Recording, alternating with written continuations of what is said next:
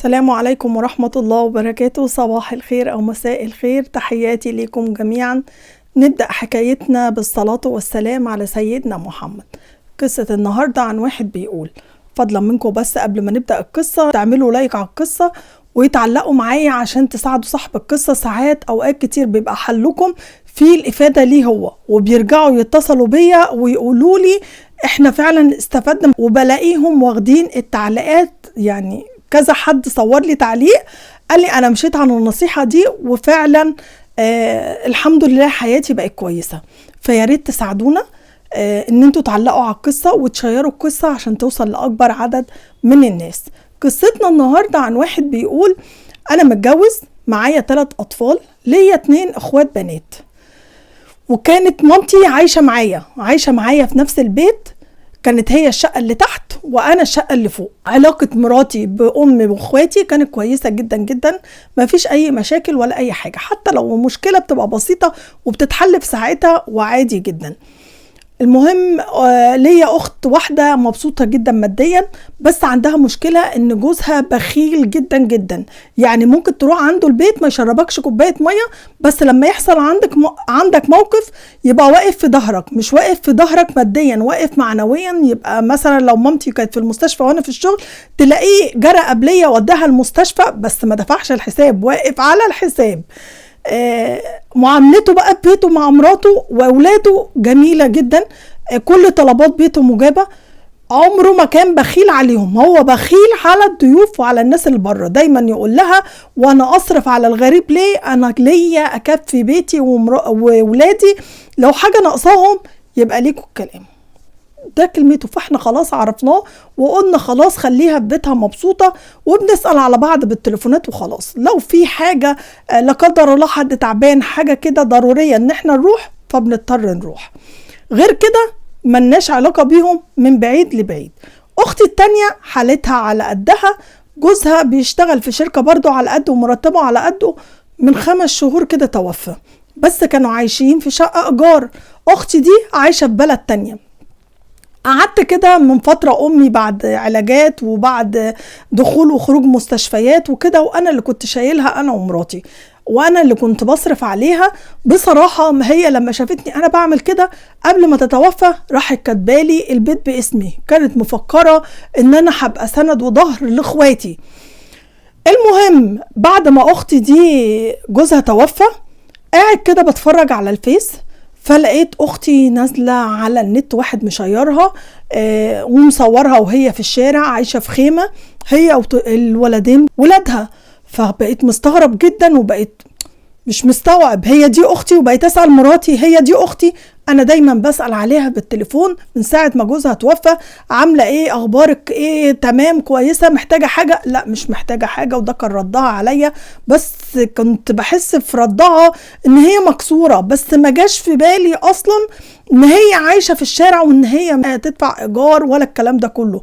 هي عندها معاش جوزها، بس يا دوبك المعاش مدارس الولاد والاكل والشرب، غير كده ما عندهاش تدفع بقى ولا كهرباء ولا ميه ولا 4000 جنيه ايجار الشقه.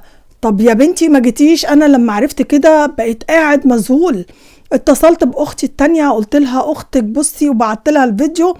قالت لي: انا ما اعرفش، انا لسه شايفاه دلوقتي، وانا لو اعرف انا مش هقدر اساعدها ان هي تيجي تقعد عندي، انت عارف الوضع.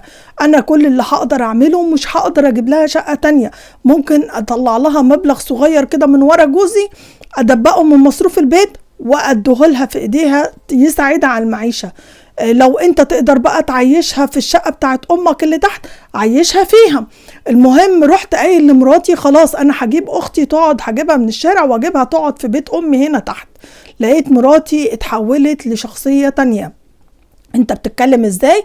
اختك دي مش هتخش البيت، اختك دي عايز تشوف لها سكن بره، شوف لها براحتك، لكن ما تجيش تقولي ان هي هتيجي تقعد في شقة امك. شقة امك دي دلوقتي بقت ملكنا احنا، البيت كله مكتوب باسمنا. قلت لها: بس اخواتي البنات ليهم فيه، امي كتبتولي عشان كانت شايفاني بصرف عليها ومفكراني سند لاخواتي. قالت لي: لا، لو اختك دخلت البيت انا هطلق منك في نفس الثانية، وهبعد عنك ومش هتشوف ولادك تاني، وخلاص حياتنا هتقف على كده ومش هنكمل مع بعض. وحطالي العقده في المنشار. المهم انا اتصلت باختي، ازاي انت قاعده في الشارع وما جيتيش قلت لنا؟ قالت لي لا انا مش عايزه اعمل مشاكل مع حد، ولا عايزه حد يصرف عليا ويبقى ليه فضل عليا. طبعا قلت لها بس اديني فرصه يومين، وانا قلبي بيتقطع. خليت كل اللي نعرفه عارف ان ليه شخصية على مراتي، او ان هو ليه كلمة عندهم مسموعة ان هو يكلمها، ومراتي ابدا راكبة دماغها. رحت كلمت حماتي لان باباها متوفي، وكلمت اخوها يعتبر ملهوش اي 30 لازمة وما بيأثرش فيهم الكلام. المهم حماتي لقيتها مأيدة رأي بنتها وبتقول لي يا ابني انت بعيد وفي غنى عن المشاكل، جيب لاختك اوضه بره تقعد فيها وانت ادفع ايجارها. لقيت برضو مراتي بتقول وهو يدفع ليه؟ ما كفايه علينا احنا المصاريف، يعني المصاريف اللي بتدخل يا دوبك مكفياني انا واولادي. هي بتاخد معاش جوزها تجيب زي ما هي عايزه، ممكن يجيبها تقعد هنا في البلد يبقى عينه عليها، بس ما تخشش البيت هنا. تيجي زيارة يوم وتمشي أهلا وسهلا، لكن تيجي تقعد في أرابيزي وتقعد في حياتي وتبقى عايشة في ملكنا أبدا. طبعا عمي أنا حكيت له على اللي حصل وشاف الفيديو، الناس كلها شافت الفيديو. عمي مغلطني بيقول لي ازاي هو انت مش راجل؟ ازاي تسيب أختك مرمية في الشارع كده؟ وانا لو عندي مكان تاني كنت جبتها. عمي ده فعلا شقته صغيرة جدا وعنده 6 اولاد شباب كبار، ازاي اختي هتروح تقعد في وسطهم؟ مرات عمي صحتها على قدها. طبعا عمي قال لي ابدا انا هروح اجيب اختك وتقعد تفتح شقة امك وتقعد فيها، وفعلا سافر جابها. ومراتي سابت لي البيت ومشت وبتقول لي طلاقي قصاد مشيان اختك. انا دلوقتي مش عارف اتصرف ازاي، واختي حاسه ان في حاجه، وانا قلت لها لا دي راحت عند مامتها يومين عشان خاطر مامتها تعبانه. اختي اتصلت بمامتها بتسأل عليها، عرفت الموضوع ان مراتي سابت البيت ومشت بسبب ان هي جت قعدت فيه. انا دلوقتي مش عارف اتصرف ازاي. مراتي شرط عليا خلاص طالما جبت اختك يبقى البيت يتكتب باسمي انا ويبقى ملكي انا، وهي تقعد في الشقة اللي تحت ملهاش حاجة عندي، بس اما ابني يجي يتجوز انا هاخد الشقة دي اجوز فيها ابني. قلت لها وحرمي اختي في الشارع؟ ما هي ليها نصيب فيه زي انا واختي التانية، الاتنين اخواتي البنات انا ظهرهم والمفروض ليهم نصيب في البيت. انا دلوقتي مش عارف اعمل ايه، اسيب مراتي عند اهلها واطلقها واجيب حد تاني زي ما عمي ما بيقول لي، ولا حرمي اختي في الشارع، ولا اعمل ايه؟ بجد واقف متسمر في مكاني ومش عارف اتصرف نهائيا. انا عايزه اقول لحضرتك حاجه بس، هو الرجوله فين؟ النخوه فين؟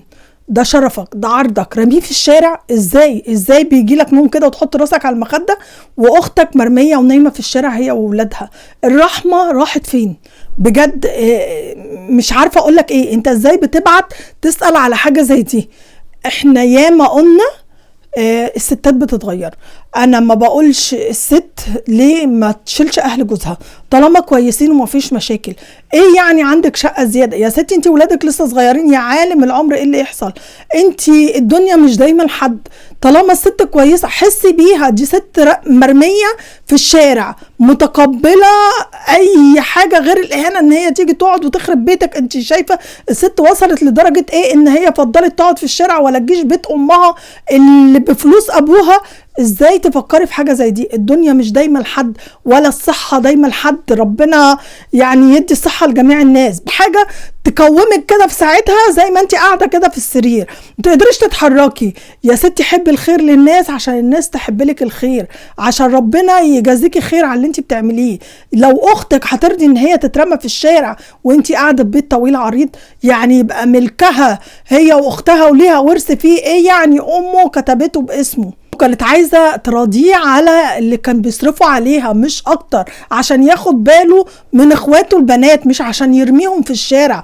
انا عايزة اقولك حاجة، الستات مالية البلد وانت هتتعوضي. متهيألي لو انت قاعدة في بيت اهلك مش هتبقي زي ما انت قاعدة ملكة في بيتك، بتصرفي بتاكلي بتشربي براحتك، غير لما برضو بترجعي بيت اهلك ومعاكي عيلين 3. ما تفكريش الدنيا دين تدان. قدمي ازرعي الخير عشان تحصديه بعد كده. دي اخته، ده عرضه، ده شرفه. ازاي هتسمح لنفسك ان اختك تكرشها من بيت ابوها عشان ترضي مراتك؟ متهيألي يا جماعة ما بقاش في قلوبنا رحمة نهائي نهائي على اي حد. ايه يعني اخته اعداء يا جماعة؟ ده لما كان زمان في جارة بتتعارك مع جوزها كانت الجارة تاخدها تقعد في بيتها بالاسبوع والتلاتة لغاية ما يصالحوهم على بعض ويرجعوها بيتها. تيجي تقول لهم انا رايحة عند اهلي، يقولوا لها لا احنا اهلك. مش اهلك يبقوا عارفين ان انت مرمية في الشارع، وبالصدفة كمان ان انت تشوفها على الفيس ان اختك متشير لها فيديو ان هي نايمه ومرميه في الشارع. ده معنى كده ان انت ما بتسالش عليها بقلب، يعني انت ما حسيتش باختك. انت بتقول حاسس بكلامها بالزعل والكسره، بس كنت مفكر ازعلها على جوزها. ما فكرتش نفسك في فتره الشهرين ولا الثلاثه دول تروح تاخد مثلا زياره لاختك وتروح تزورها في بيتها؟ يعني لولا الفيديو كمان كانت فضلت قاعده في الشارع لغايه دلوقتي هي واولادها. سيبك من كلام مراتك نهائيا، عايزه تتطلق، البلد مليانه ستات ومليانه بنات، براحتها، هي اللي هتخرب على نفسها. طالما الناس معاكي كويسين يعني حطيهم فوق دماغك. ايه يعني اخت جوزك؟ هي اخت جوزك دي لازم تبقى عدوتك؟ ما كل واحد في بيته يا ستي، خلاص خصميها قطعيها، خليها قاعده في شقتها تحت وانتي مالكيش صله بيها. هي هتصرف على نفسها طالما معاها معاش جوزها، يبقى ليه تعملي الخراب وتقدمي الخراب وان انتي تقطعي صله الرحم وتعملي مشاكل لجوزك وما تعيشوش في موده ورحمه؟ اخت جوزك اولى بيها بيت باباها ومامتها، حتى لو كانت قاعدة معاكي في أوضة، طالما معاملتكم كويسة مع بعض هتشوفوا الهنا وربنا هيرزقك برزقها. ليه تفكري الوحش كده؟ يا جماعة مش بقى أعداء ولا أهل الزوجة دول أعداء.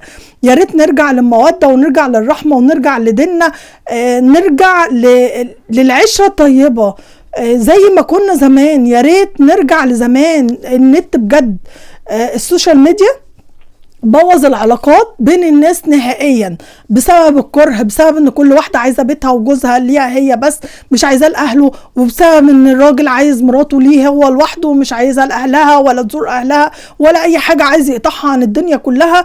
لا يا جماعه، خلي الدنيا زي ما كانت ماشيه زمان، زي ما كان فيه الموده والحب بين الناس.